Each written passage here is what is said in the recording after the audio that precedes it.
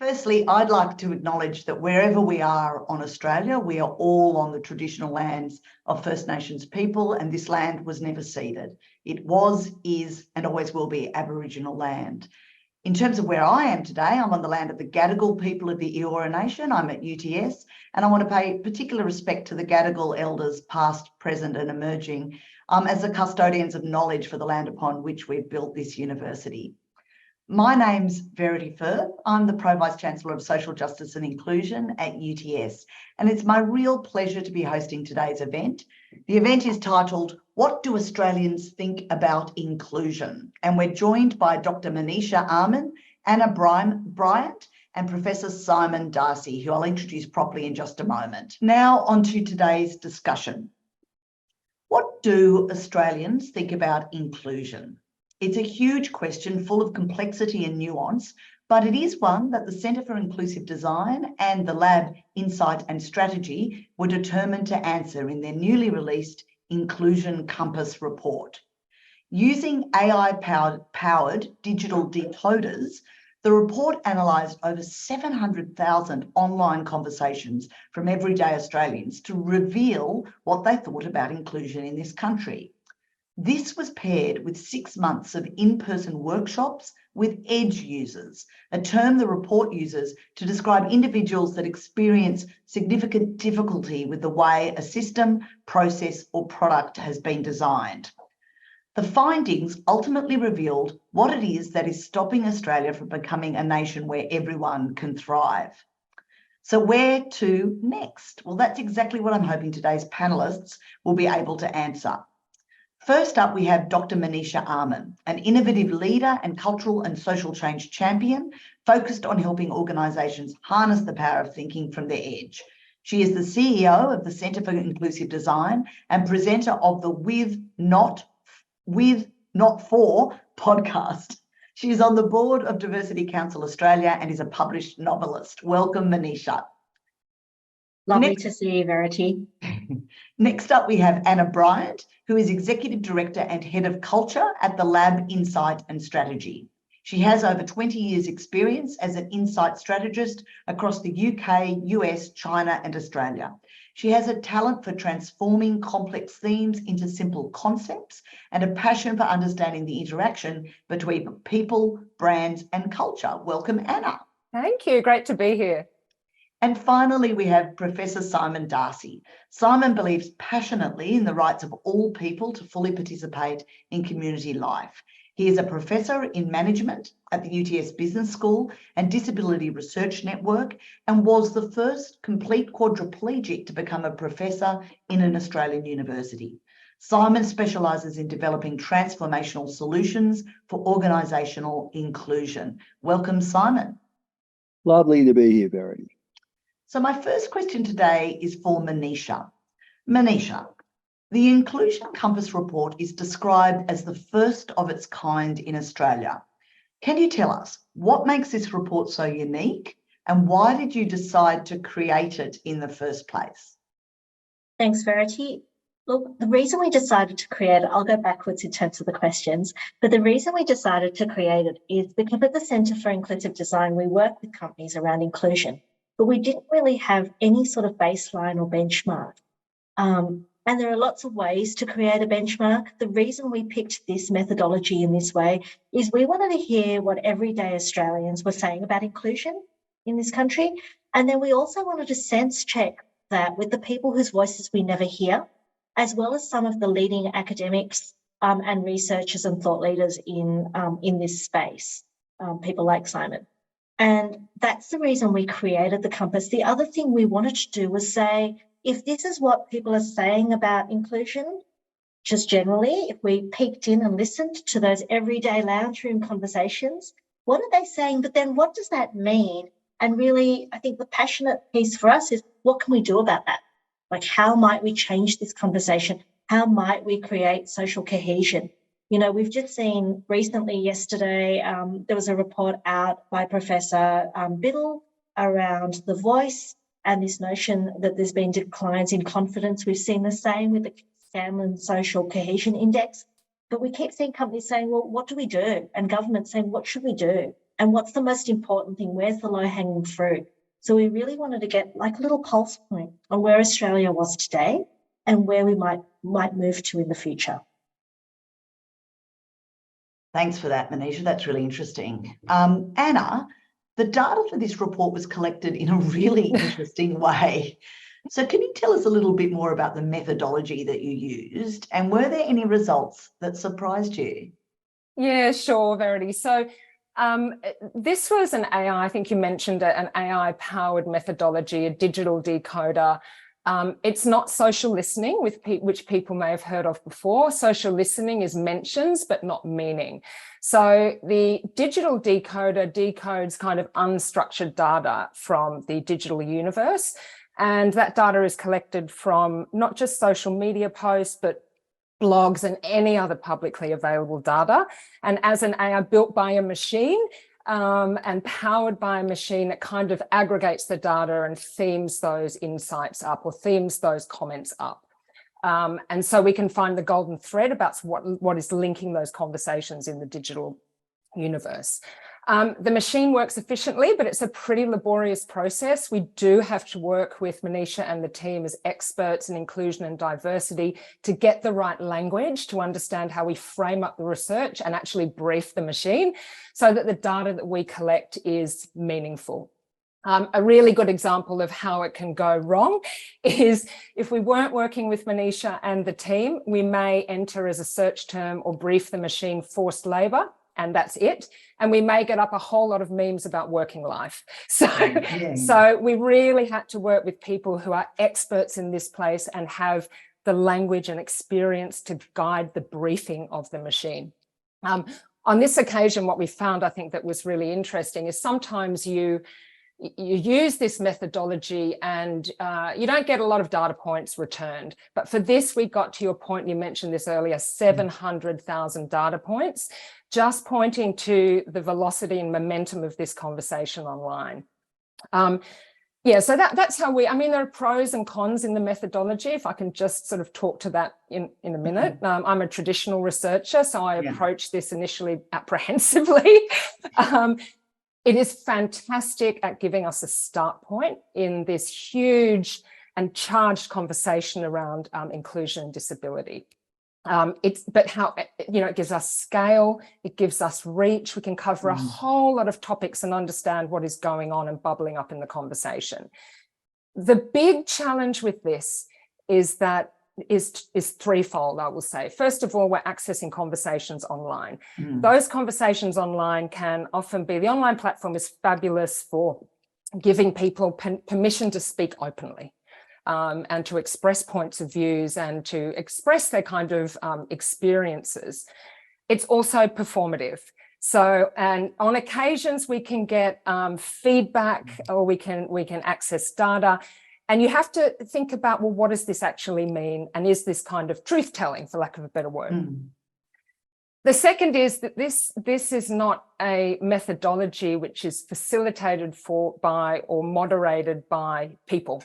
And what that means is you get data which is about what is said, but not what people mean or feel. And that is exactly the reason why we had Manisha and I partnered, is because we wanted her to go out to edge users and people with lived experience and explore if these themes were actually personally relevant to them. So it has its benefits, but also its limitations. And that's why we have to partner with an organisation like CFID to just get it right. But it's interesting. I like that you knew that you needed to do that, right? Like you realised the limitations, and you needed almost like the qualitative deep dive. Absolutely. To supplement the enormous data. Yep, and I think and I might come back to you about this, but I also think that's an interesting insight into the performative nature of those conversations. Yeah. And how much truth is told when you actually want to get a whole lot of clicks or whatever it might be that you want or like. That's absolutely right. And also we often don't know where it comes from and what the intention is behind it. So you've got to take some of this. Absolutely, it is a complementary methodology. It's not a be all and end all. Yeah, fascinating, absolutely fascinating. Simon, I'm going to come to you now and ask, what do you think the key challenges are to Australia becoming an inclusive society for people with disability and for edge users more generally? Thanks very much, Verity. And following on from Anna's comments, I'll preface some of my comments now with respect to Australia coming out of the Disability Royal Commission. We're waiting for the outcomes of the NDIS review, and there's been a multitude of research that's been carried out largely on and for people with disability rather than with people with disability. And I want to go back and just do a little bit of Disability 101, because I think it's really important to that social context that Anna was talking about. So there's a lot of assumptions made about what people with disability want. And there is a certain homogeneity that people are talking about disability as a single entity rather than as a group that's made up of a highly variable topology of disability. Yeah. So, very simply, mobility, whether somebody's vision impaired or blind, whether they're hearing impaired or capital D deaf, who don't consider themselves having a disability but are part of a different cultural group, whether people have got intellectual, cognitive, are on the autism spectrum, are neurodiverse, whether people identify as having a psychosocial disability or mental health related issues, etc., etc.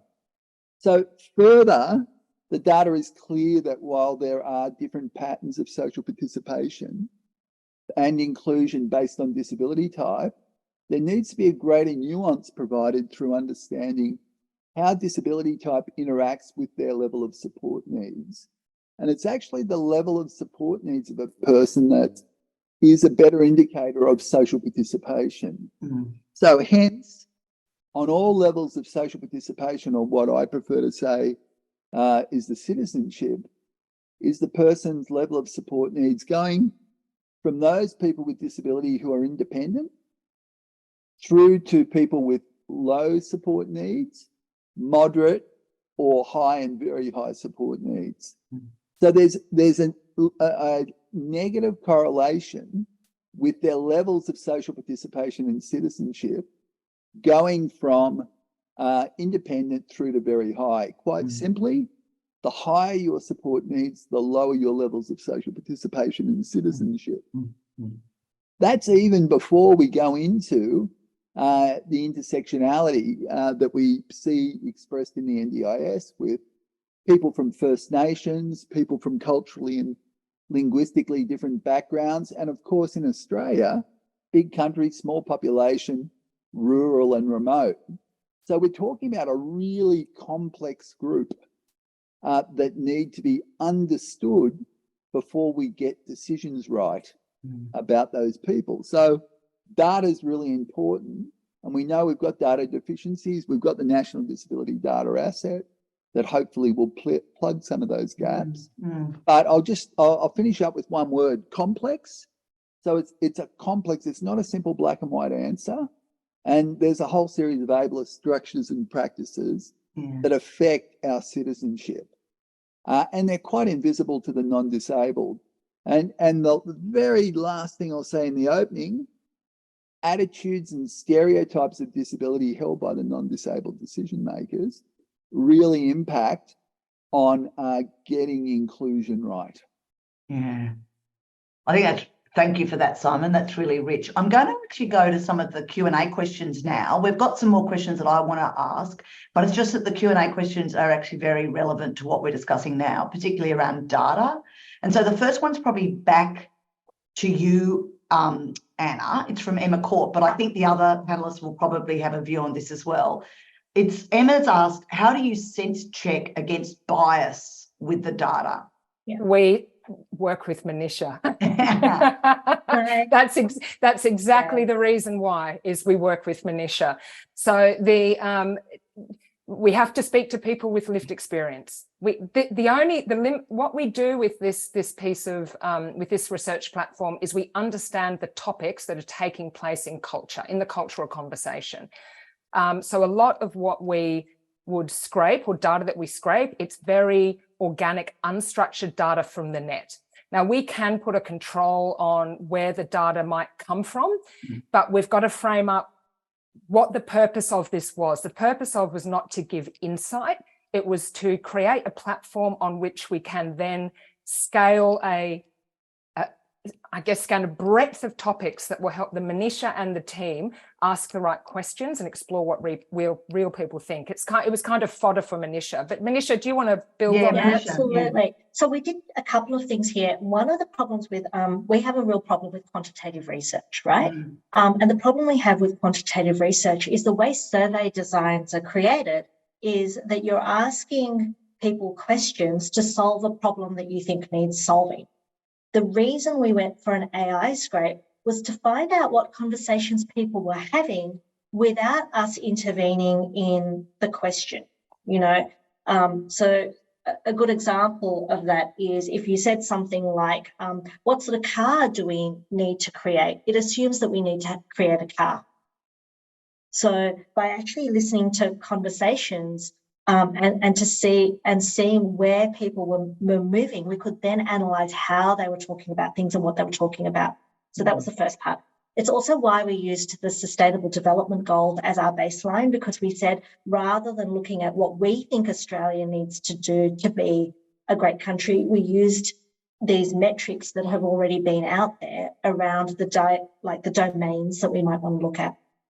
Anna and the team then looked at what they thought mainstream Australia might use as terms around inclusion, and then we augmented those terms, working with disability groups, and different community groups. So whether it was ACON, like groups around gender, sex, ability, age, race, and we looked at their frameworks and guidelines around the language that they use when talking about their communities.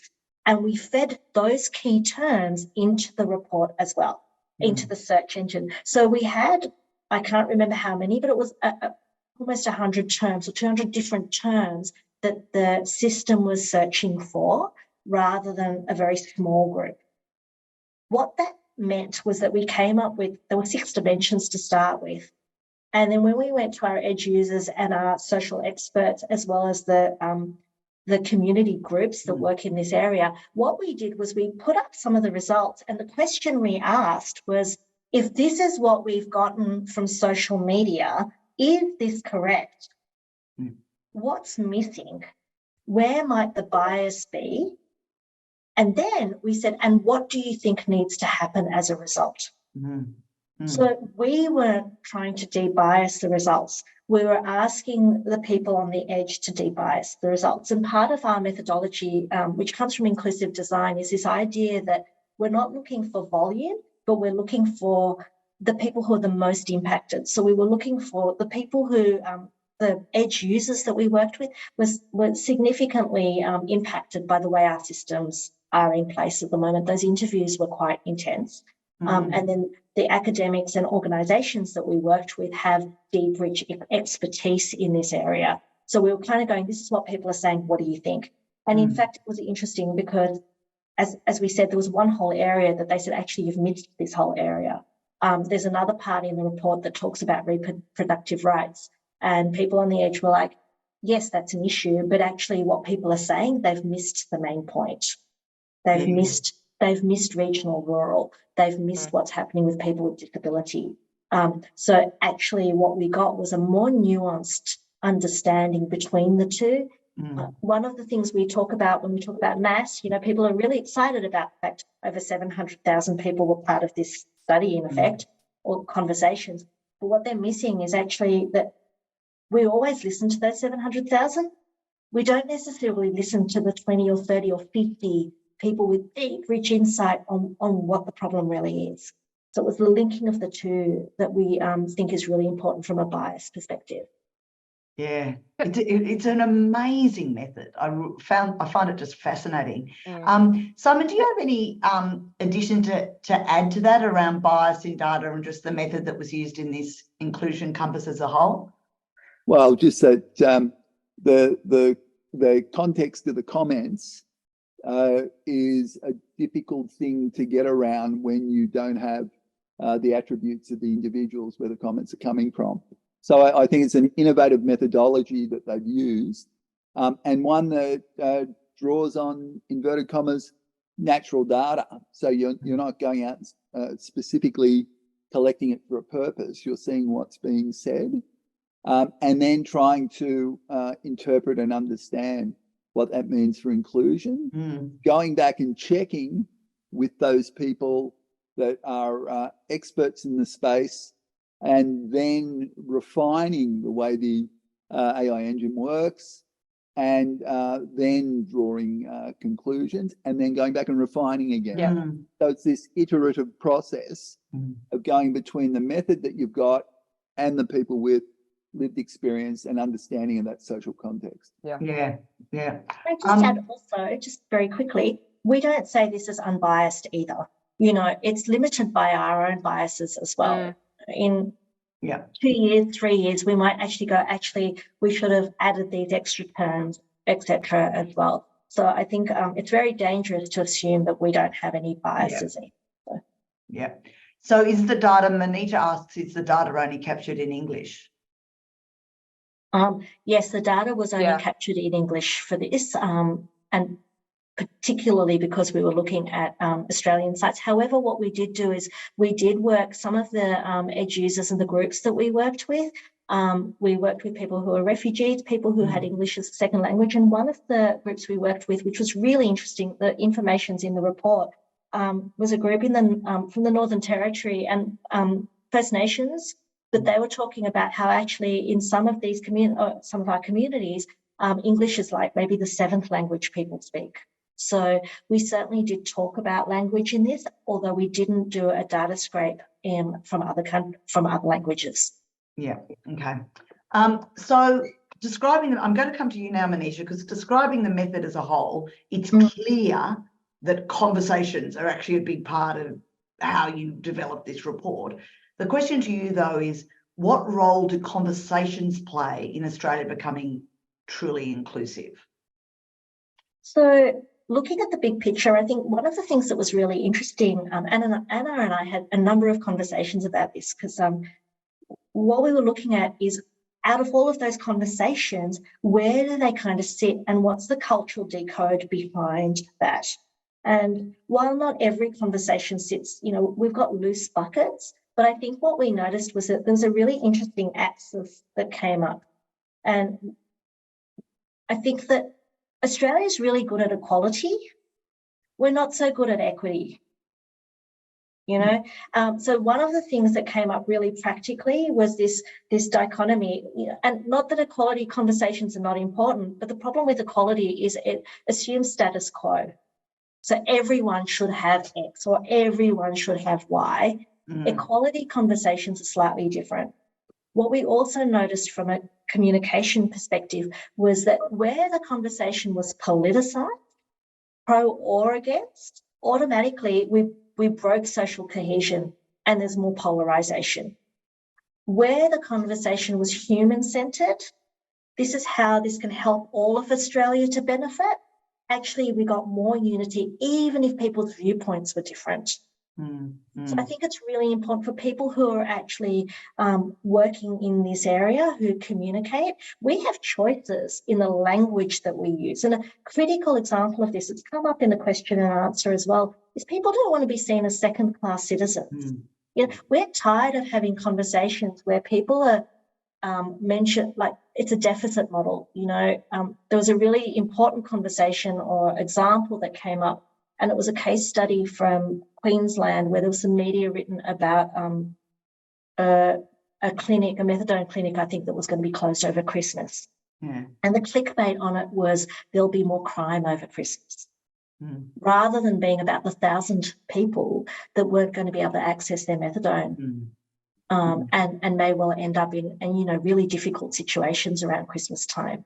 So that piece around how do we become more humane in our conversations was really eye-opening and really poignant, actually, with the research. The other part, which I really, you know, the front of the report talks about how we communicate. The back of the report talks about what people want us to do. And I think it's really important that we don't just say this is how we should say things. We also think about what we should do differently. and the feedback from groups about what governments and industry and individuals need to do to make communities more inclusive was really powerful. Yeah, that's really, so that leads well nicely into the question from Juliet, who asks, at my workplace, I'm trying to raise awareness about digital accessibility, but I feel it's really hard for me to encourage my team to make changes. How do we create change, especially behaviour, when people see accessibility as a nice to have rather than a priority?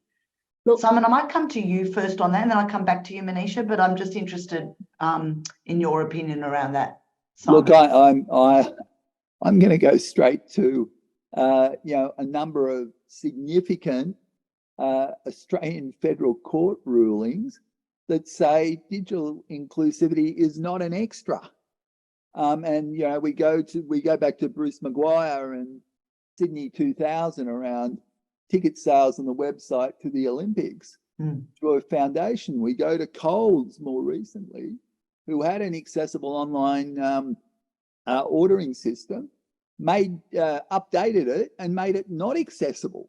These things aren't, the ICT world is part of the the International Convention on Rights of Persons with Disabilities, and it's not an added extra.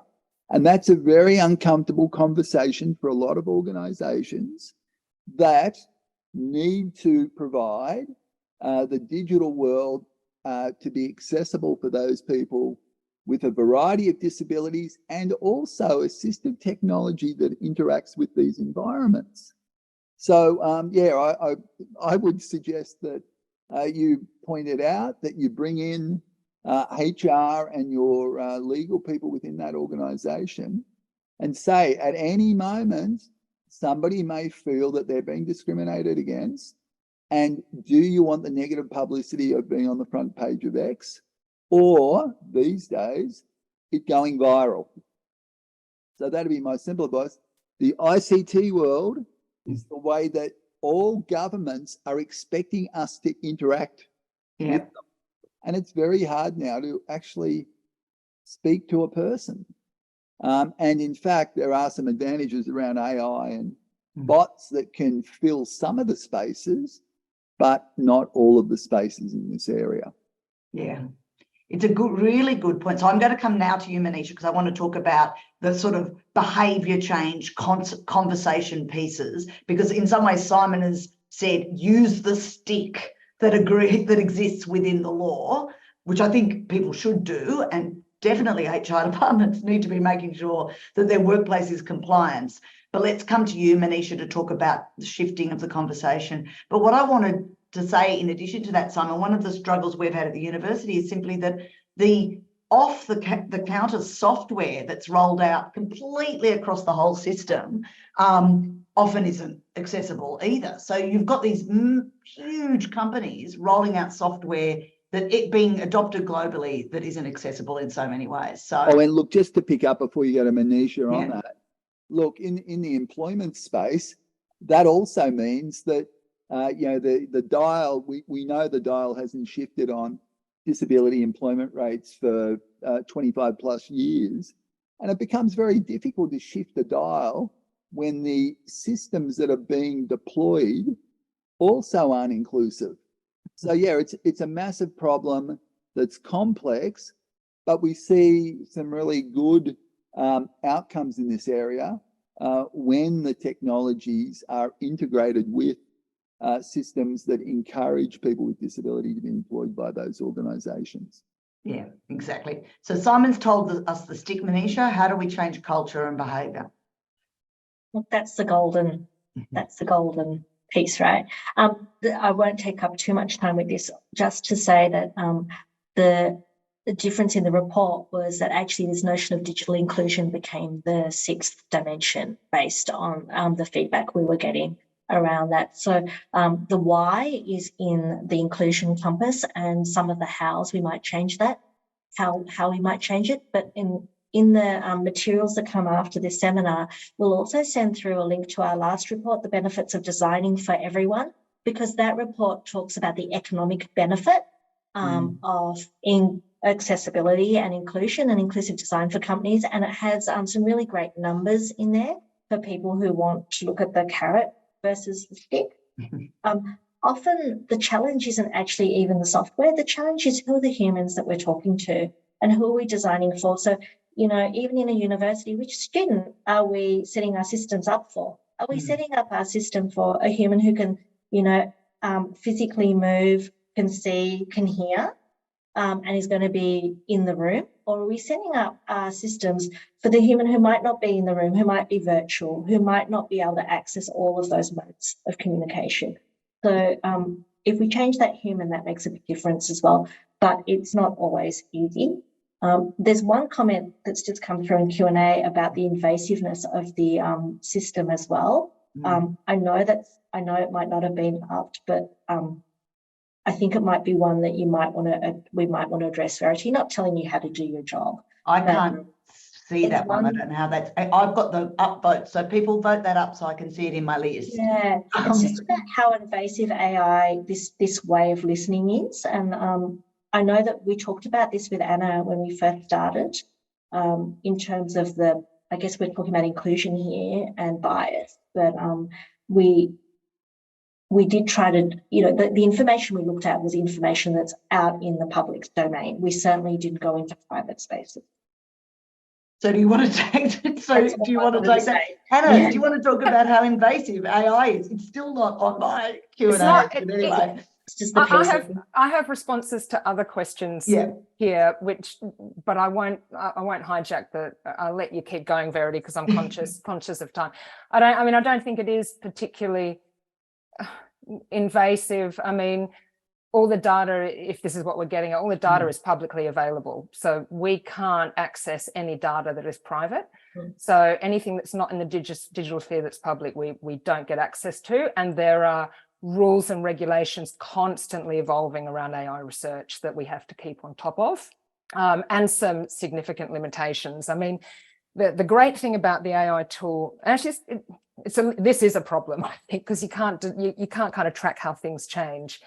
But you can actually go back 2 years and decode digital discourses for 2 years to understand how within that context things have changed. So one of the things we do is we do that for the Australia project, which is kind of like an Ipsos mind and mood piece that we do, and track how values and perspectives are changing for Australians over time. So that is the benefit. But yeah, in response to your question, I can imagine those questions about evasiveness are going to get more and more charged when it comes to using these AI platforms to decode those conversations. And do you have any sort of consent processes, or do you not need that if it's just a giant data scrape? We don't. If it's publicly, challenge. And I do think these things are going to change. The thing is, at the moment with AI, in at least the commercial and government research world, is it is seen as a bit of a sexy methodology at the moment. It's exploding. The technology is changing exponentially, but the conversations around invasiveness and privacy and ethics have not caught up. So we're kind of running in quicksand a bit with it. I think that's going to change quite soon. Yeah. I mean, maybe that's actually as far as when you start to use a social media platform, there'll need to be some sort of consent at the beginning. Absolutely. I mean, there you go. That's a really good example. Good example. Good solution. There you go. All right. Now, Narelle has got a question. She's a digital accessibility auditor, and she finds that digital accessibility is not known in the general community. How do you see education being updated to cover it? Who'd like to have a go at answering this one first? In terms of digital accessibility? I need to understand the question. So I think what she's saying is people don't know about digital accessibility. And maybe it's a question first to come to Simon as an educator and as students who how do we actually make sure that people know about the existence of accessible digital platforms, devices, as I'm about to say, or programs. And is there a role we can play in the education system to make sure that that's better disseminated? Oh yeah, look, it goes back to some of the comments that I made previously around ableist practices.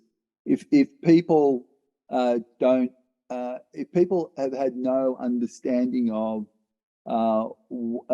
disability in any context, if they largely live in a non-disabled world that is built around ableist practices, then yeah, sure, there's there's a very important role for education, and I think one of the biggest ways that can be addressed is actually through a totally mainstreamed education system, and we saw in the Disability Royal Commission report that that's still not a reality for many people with disability. That also means that those people that don't grow up with an understanding of people with disabilities part of human diversity, then how are they expected to understand what access and inclusion is all about?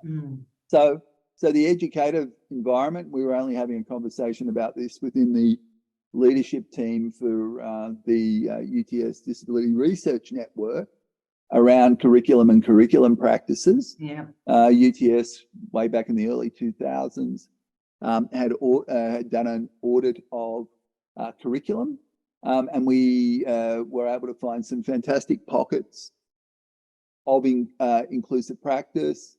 I always say that if you're involved in an opportunity to educate within degree programs, that we want to send out graduates that are savvy to issues that affect 20% of the population, and that also having not just information within curriculum, but having learning experiences and assessment that's also aligned with whatever that profession happens to be.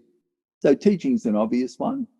Teachers are going to deal with students. However, when you look at the Convention on the Rights of Persons with Disability again, three big areas: built environment, transport, and information and communication tech.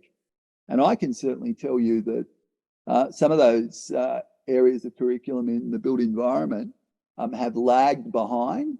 We're now seeing a bit of a renaissance in some of those areas with awesome engagement with, for example, at UTS and other universities have different approaches with Shopfront, who are engaged by community organisations and run live case studies and design hacks and all sorts of things that bring to life not just this area of disability, but how to bring about transformative solutions. So, we know that education takes a while, but we've got to start somewhere so that the next group of people that are going out that interact with the lives of disability are aware and positively influenced towards making a change for people in their everyday life. Can I talk to that just from a research perspective and what we learn, the research that we've done and what we pick up qualitatively when speaking to people all around Australia about separate topics, and also from the AI piece we did, that level of education and I guess tipping people from I'm alert to this and I know it's important to self-reflection, to actually acting, to speaking to people beyond their bubble, is a really hard one at the moment. Now, what we're seeing actually in the work that we did for Manisha is that, and this was where the AI was really interesting, and I think Verity, you had a question for me around what actually surprised me. It didn't surprise me, but gave me food for thought, is that one of the things we can do with the AI platform and the AI technologies, we can understand what themes bump into each other in the cultural universe. And what we found was that the conversation around, I think it was safety and well-being amongst Australians for people who are marginalised or underrepresented, bumped into and was catalysed by the pandemic. Our own sense of safety, our own desire for security, and that actually was a conversation with quite a bit of velocity in the digital universe. So Australians, a huge assumption here, but we kind of wait for something to catalyse it, and then something catalyses it, And then there may be some self-reflection, but we need education. So I'm not by no means an expert, but Simon, from what I've seen, absolutely. The other thing I will say is that when we're running focus groups with people, and I'm talking about ableist people for the most part, what we do find is that the environment for that conversation is really important. So the focus groups that we run are a kind of a forced environment where the mandate is listening, it's empathy, and it is collegiate and conversational. It's not combative. And we find that in that environment, when we do get people in those group discussions who do have very diverse lived experiences from others, you find a sense of curiosity pops up. So not just, I should be thinking this and I don't know what to do, but a questioning and exploring, a self-reflection, and a confidence with being vulnerable, expressing what you don't know and listening to people who have lived experiences in that environment.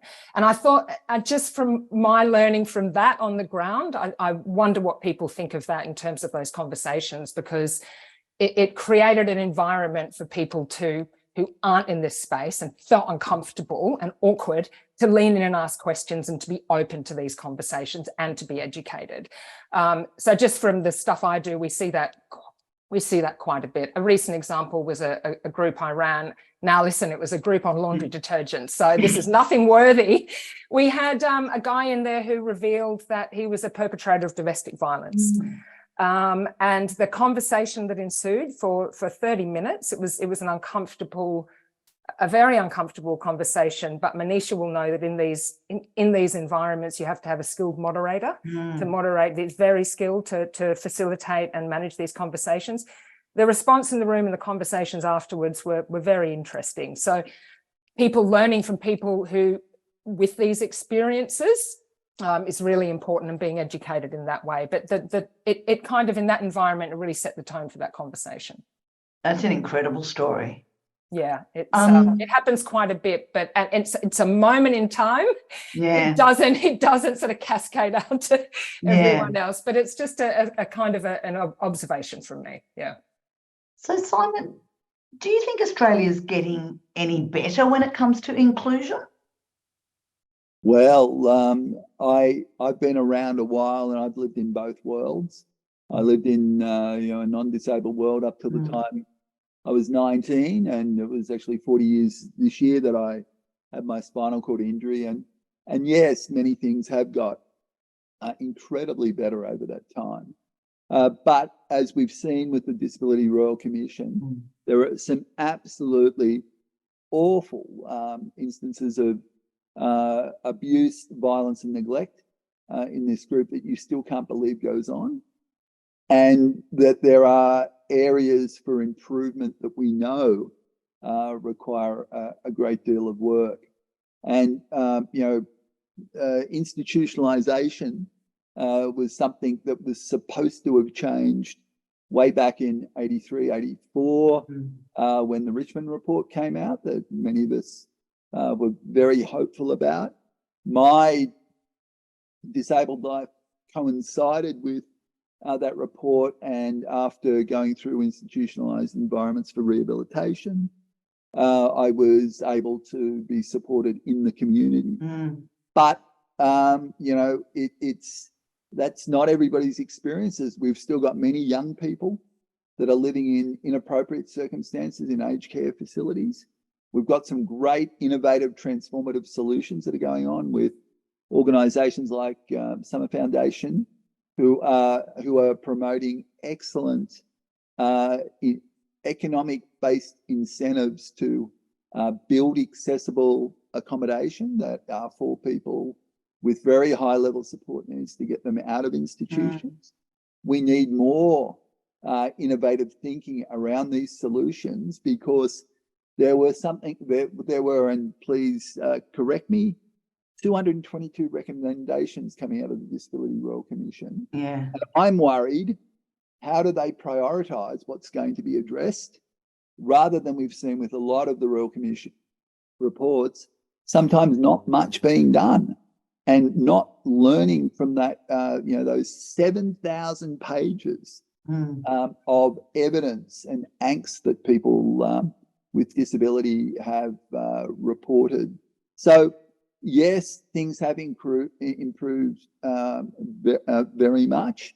But in New South Wales, for example, our government, in their infinite wisdom, decided not to take on the adaptable and accessible housing improvements that other states have. So under the National Construction Code, there was no requirement for residential housing to have any form of adaptable and accessible inclusion. And in New South Wales, this won't be moving forward as it is in other states. And having a house that meets your needs, as we know with homeless people and people in different socio-demographic, lower socio-demographic circumstances, if you don't have a home, it becomes very hard to be able to experience all those other rights of citizenship. So yes, massively moved forward in 40 years, but still a lot to do, because going back 40 years, there was a lot of things that were just around mobility, vision, hearing. But as we've seen in the university, Verity, the needs of people with psychosocial, autism spectrum, neurodiversity have really come to the fore, and that's challenging educational environments to be far more inclusive in a different way than has been required of universities' employees in the past as well. So disability is an evolving understanding. It's never static. And a report like this one, which I didn't have, I provided some advice. I wasn't involved with the research team, is really important to understand how these areas change and evolve over time. So having benchmarks are really important, because if you don't have a benchmark, you don't know if you're improving. Yeah, exactly. So what do you think? This is a question to all of you. We might start with Anna. What do you think the government, government in particular, but it can also be community, can do differently when it comes to inclusion as we improve our practice and, our inclusive practice? Oh, wait, you're muted. I'm going to stay in my lane here and talk about more society and some of the challenges we face. So I want to go back to the context of those conversations that I talked to in focus groups, and wonder how we can reframe how the conversation plays out, and how we create collegiate, safe environments for people, Australians who are scared to have this conversation and scared to lean in, and because they don't know, we see it all the time, and we see it even in the corporate world with some of my clients, and to not worry about things like authenticity and to just ask questions and meet people. So I don't know how we can create that space. I think there's so much more we can do, but people are attuned to this issue. They want to talk about things like this, but that's about the extent of it. And there's a real discomfort for leaning in and knowing what to do. So I think those environments, on the one hand, are really important. I'm going to also talk a little bit about, in the research world, how we, and sort of extrapolate from this a bit about how people see the world. And so a lot of the clients that we work with in the commercial and government research world, there's a kind of obsession with segmentation. So I don't know if anyone in the research world is here and understand what that is, but it's people wanting to segment Australians to better speak to them and target them. Segmentations are, I shouldn't be saying this, they need to change, they need to evolve. They oftentimes they don't have utility. They segment people and give them labels like busy mums, or they segment generations, and we're looking for sort of differences between generations. The problem is those differences are often very artificial, and we're really keen to put people in boxes, but people are far more nuanced than that. And so my question is, with those with trying to sort of put people in boxes, from the corporate world at least, and in the government world, sometimes those segmentations we're looking for difference where it kind of doesn't matter. if that makes sense. Do you know what I mean? That makes sense. That's my provocation, at least for the research world in particular, is why are we put people in boxes? Or then talking about it differently and thinking, well, let's look at people. Everyone is human. They're not a segment.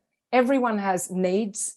They have motivations. They have all of that. We all have a need for security. We all have a need to be heard. We all have a need to belong. Let's look at that first, rather than whether or not they're a Gen Z or a busy mum. I think that's kind of, so it's reframing the way we segment people in our society. So I think that's another one.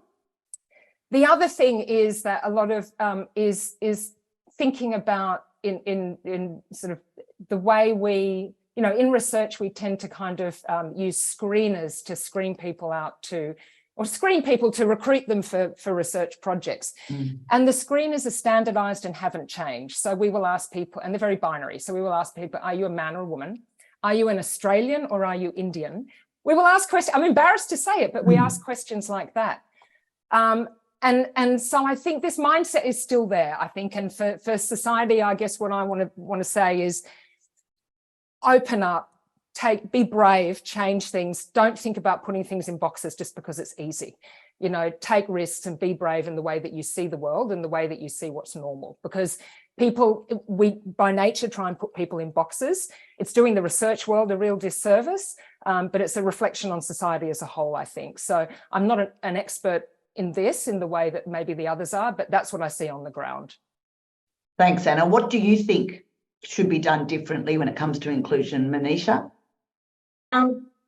So much, but I think that the critical thing is when we wrote this report, we've spoken to about, I don't know, in the last year, about 400 different age users. So people who are young, old, age, race, ethnicity, ability, religion, regional, rural, all sorts of human differences. And every time we go into a project, people go, well, can you find out what people think about accessibility or digital inclusion or this or that? What I would say is what this report does is it shows us what those people are thinking, and there's some really strong common threads that people can use, and it's rich data. So, you know, if you're interested in the digital divide, if you're interested in health and wellbeing, if you're interested in connection, these topics are all in this report. The thing that I think is really important is that these communities have not just said this is what we're worried about, they've said this is what we should do about it. And the thing that I think, you know, as a mainstream person, one of our biggest biases is that even though, and I'm going to get a little bit, you know, theoretical, but even though we think we're in the fourth industrial revolution, and we think that way, all our data points are based on the third industrial revolution, right? So I might know that gender is fluid. However, all the data points around toilets, all the data points around gender, 99% of them are binary, right? And so the people who know this in the deepest, richest way are actually those edge users. We think of them as those, and I'm going to be a bit pejorative here, we often go, those poor people that, you know, we need to help. Actually, that's not the truth. They are rich, insightful, valuable people who can change the way we create the new world because they can see things that we don't know how to see. I was blown away by the insights of this group when it came to things like fake news, trust. How do we set up communities that are warm and welcoming? How do we set up houses that work for everyone? They're the things that this report tells us. We don't need to do this research again. We now need to take action. So, you know, on my hobby horse a little bit, but I'm really passionate about this. And I think that this report can be used by anybody out there who is doing work. Take this, use it, share the content, take it and use it for whatever you want. If you need us to give you more information, come to us. This is going to be open sourced for you. We want people to change the world. And so I'm coming to a final question. I'm going to come to you first, Simon, because I'm mindful of time. Can you name some, and you have been told asked this question before, so hopefully you'll be thinking about it. Is there one thing you'd like people to stop doing and one thing you'd like people to start doing to make Australia more inclusive?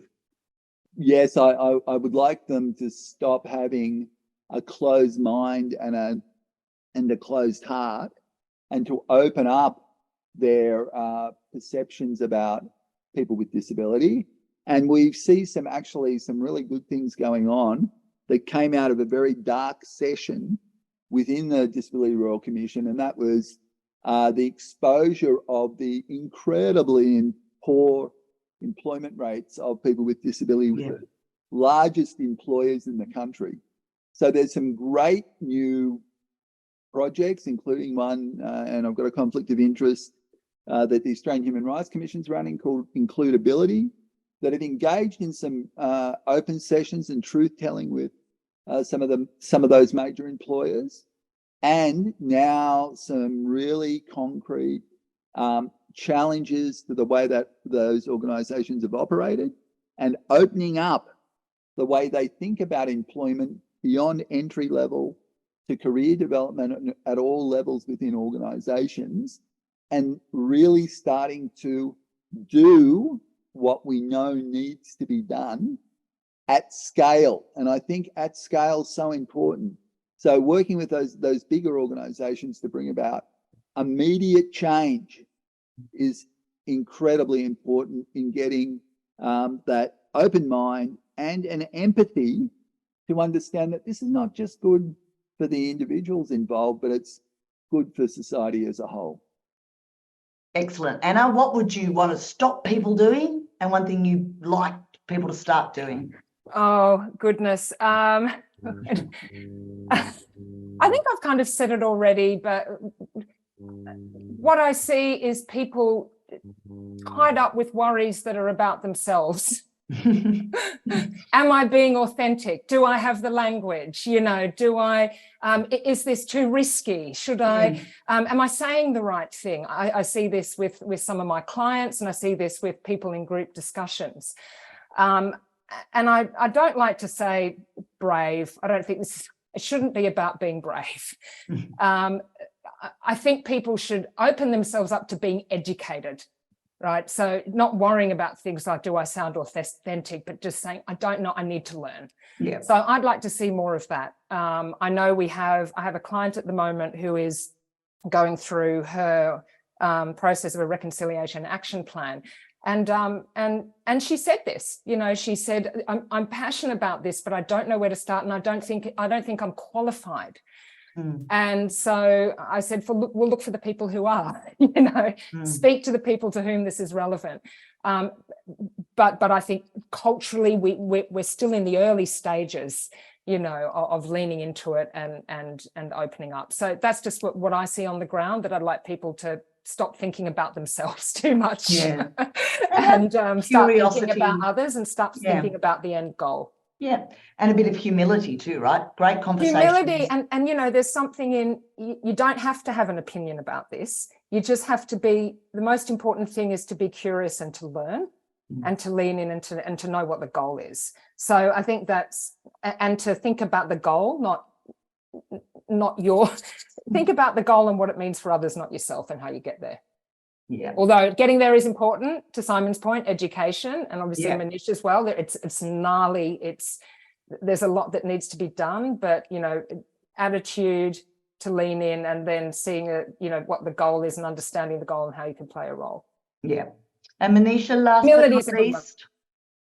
I know that we're just on time, so I'm going to keep it really quick and say, stop thinking that the mainstream, the middle, the people that we normally talk to are the only people that have the insight that we need, and actually start to look at the edges. You don't need a lot of people, you just need deep, rich insight, and start thinking about how we can engage people from the edge in a meaningful way that gives them agency, rather than focusing on our own agency and status quo.